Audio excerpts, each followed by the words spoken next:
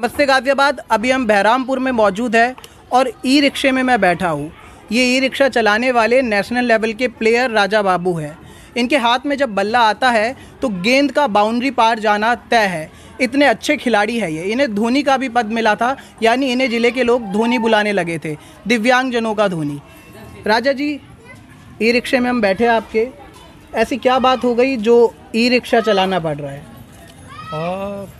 कहीं ना कहीं ये दिव्यांगता जो है, ये मेरे जो खेल का प्रदर्शन है उसे साबित नहीं कर पाई। क्योंकि जब देश त्राही झेल रहा था कोविड में, और कोविड के बाद तो सभी की अर्थव्यवस्थाएं बिगड़ गई, तो मेरा खेल क्या था, तो उसके बाद तो लगातार बस एक यही सहारा, क्योंकि कोई कंपनी में जॉब तो देता नहीं है और सरकार भी है जो मेडल दे देती है, पर मेडल के साथ कहीं कोई रोजगार नहीं। आपके घर पे राजा जी दर्जनों मेडल पड़े हुए हैं, आप ई रिक्शा चला रहे हैं, तो इससे क्या कुछ आमदनी हो रही है? क्या आप घर का गुजारा चल पा रहा है? उस बारे में बताइए।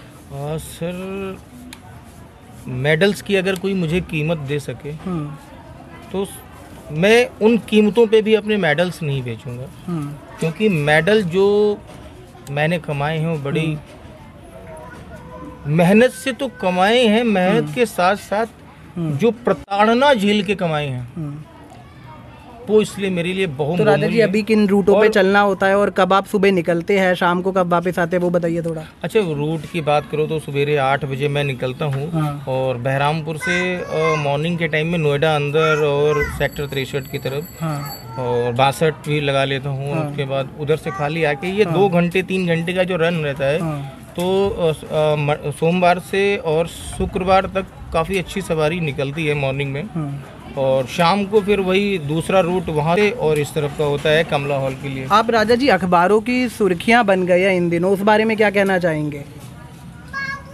सर, कहते हैं इन सब पलों को शब्दों में बयां करना शायद बेईमानी होगी,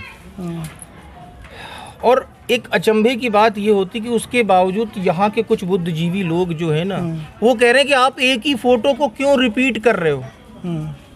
अब वो पता नहीं कि वो मेरी प्रतिभा से जल रहे हैं कि मेरी वो जो न्यूज़ आ रही उससे जल रहे हैं, वो पता तो नहीं, भगवान उन्हें सद्बुद्धि दे। पर मेरे लिए और सभी दिव्यांग जन के लिए आज पूरा मीडिया एक होकर मुझे प्रसारित कर रहा है। मैं सभी मीडिया के बंदोबस्त का बहुत बहुत शुक्रिया अदा करता हूं कि तो राजा बाबू अभी हमारे साथ थे, जो एक नेशनल लेवल के प्लेयर है, अब ई रिक्शा चलाते हैं मजबूरी के लिए, लेकिन इस मजबूरी के साथ साथ ये काफ़ी लोगों की प्रेरणा भी है। वहीं कुछ लोग ऐसे भी हैं जो इनको नीचा गिराने की और इनको नीचा दिखाने की कोशिश करते हैं, लेकिन राजा बाबू हमेशा से ही अपने हिम्मत और साहस से लड़ते आए हैं, वैसे ही अपनी लड़ाई अब तक लड़ रहे हैं।